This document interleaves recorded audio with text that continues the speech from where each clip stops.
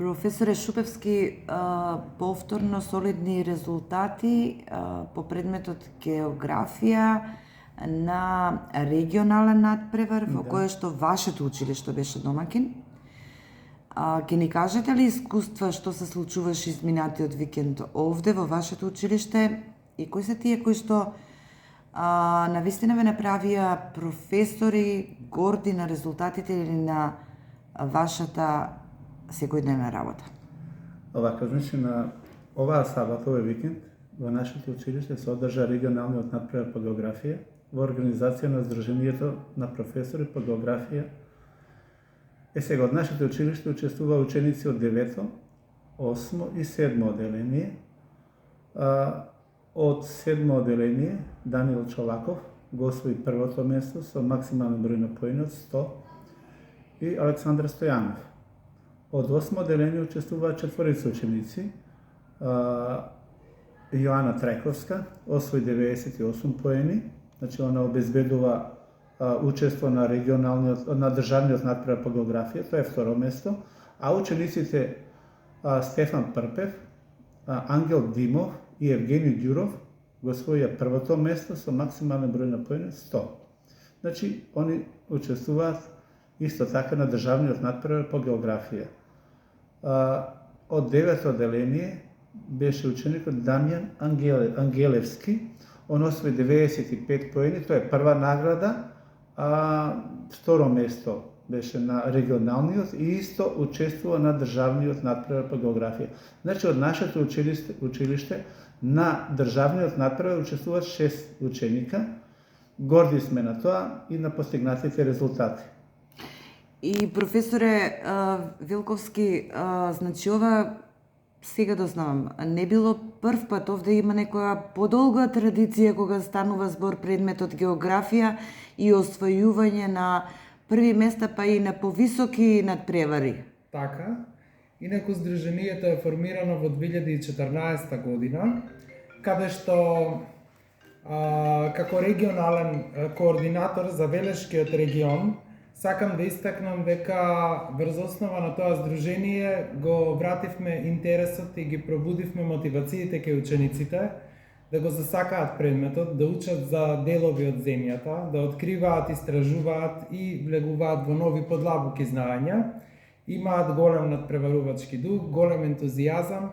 Како координатор на Велешкиот регион гледам дека секоја учебна година која што се реализира надпревар по географија, одзивот на учениците е се поголем и интересот со тоа што расте и социјализацијата кај нив и љубовта кон предметот.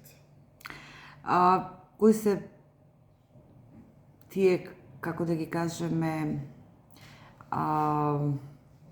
придобивања на учениците да се посветат на географијата?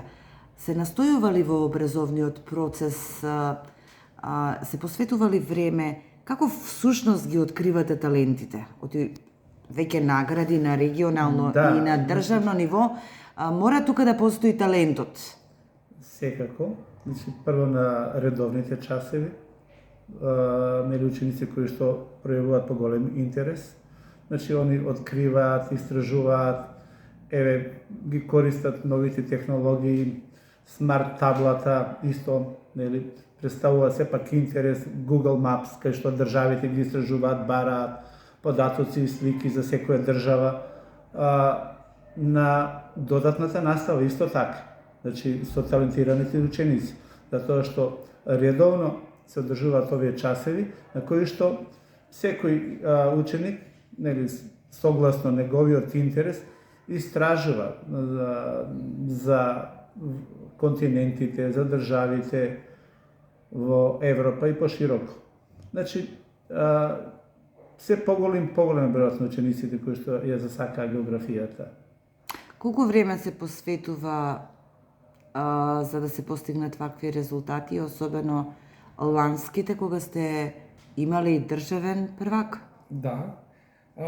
Не можеме да определиме точно време, веќе земам една констатација од мојата досегашна пракса дека целиот труд вложен во образовниот процес носи такви големи резултати, големи постигнувања, бидејќи сите тие ученици учат перманентно и континуирано низ годините во нивното образование.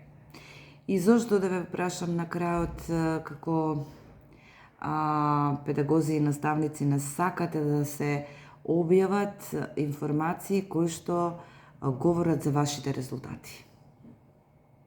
Со оглед на тоа што прво, нели, завршуваат објавувањата на резултатите на Facebook, а потоа еве сосема случајно новинарите доаѓаат до тие сознанија, па доаѓаат и ви велат ајде да напишеме нешто, бидејќи сте заслужиле, имате деца кои што заслужуваат поголемо внимание.